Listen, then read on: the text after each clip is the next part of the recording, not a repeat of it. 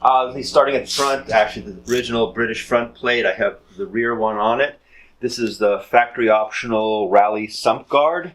That AA badge is actually from the 70s original. The RAC badge is a reproduction. Those are the original lights, a Lucas spotlight and a Lucas fog light.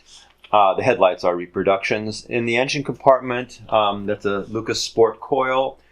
The valve cover is an aftermarket one. I have the original pressed steel valve cover. The radiator is new. I've converted it to an alternator, a Mini Mania alternator kit, and which necessitated changing to a voltmeter on the dash, although I do have the original generator and ammeter for those who want it. That's the original brake booster rebuilt by a brake shop in Seattle. New master cylinders, new clutch cylinder, a new clutch arm. That's Weber carburetor was rebuilt entirely, including spindle and bushing by Pierce Manifolds. Windshield wiper works, windshield washer works. Everything pretty much does work. Let's see what else up here. It's original distributor, although the electronics are Pertronics. If I walk around a little further, these are British mini light mags, 5x10 with Yokohama A008 165 by 70 10 tires. This actually is a reproduction Radford badge. There were one on either side originally, and one was lost, so the original badge you can see is on the dashboard, and these two side badges are reproductions. These are the original Marshall running lights, which work. New lenses in them. These windows are Piper electric windows that Radford installed. Very fast, very dangerous. They'll take your hand off. As you can see, the bright work on this, some of it is a little bit tarnished. Moving around the back, this is of course a Cooper S, so it has the dual tanks. Radford had modified the rear lights to Mark II specs, but I retrofitted back to the original Mark I.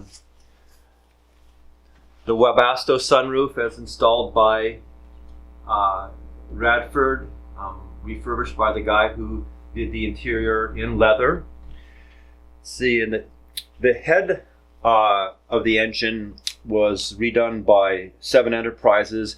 It was supported, probably done by Downton Engineering. They did most of Radford's hop-up work, hence the Downton badge on the back. Again, dual tanks. That's for a battery minder. The spare tire is just an old Michelin on a Cobra rim. The battery box was the one bad piece of rust on the car, and that was replaced, and there's a relatively new battery.